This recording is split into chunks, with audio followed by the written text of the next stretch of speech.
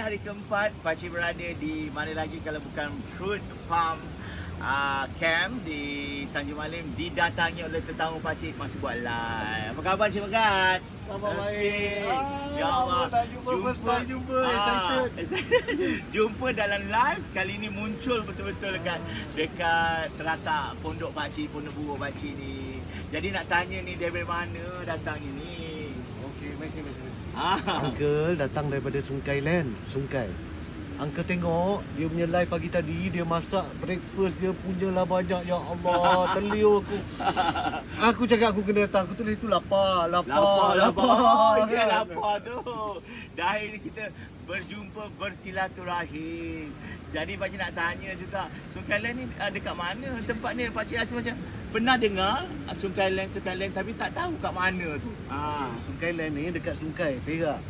Jadi dalam 20 minit, 30 minit daripada sini. Oh, di sini je. Jadi macam kira sepupu sepapat sini jugalah. Yang penting ada sungai. Dan baru Pakcik tahu itu adalah Sungai, daerah Sungai lah. Betul. Ni dekat nasi Bambu tu. Ya, nasi bambu yang viral. Pakcik tak pernah lagi makan nasi pergi. bambu. Kalau dah sampai nasi bambu Sungai Kelah, 7 minit je. Yeah. 7 minit dari nasi bambu Sungai Kelah. Jalan semua elok, tak ada off road. Yes. Tak nak cakap apa-apa. Tak nak apa. Apa-apa pun tak apa. Pakcik akan review secara jujur. Dah sabar nak pergi ke sana. Nak tengok keadaan sungai yang tenang. Pakcik suka healing. Dan Pakcik suka yang orang kata keadaan fasilitis yang aman. Dan satu lagi Pakcik nak bawa geng-geng camping dan juga gaming.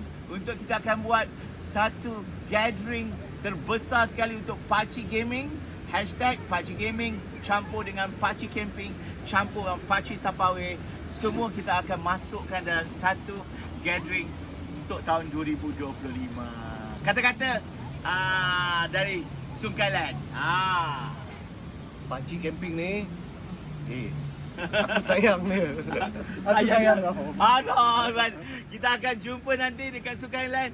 Tunggu Pakcik sana. Untuk korang yang nak berkemping bersama Pakcik, jangan risau, tak ada kemah Pakcik sediakan.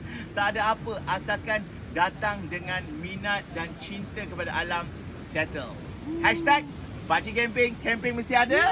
Wow.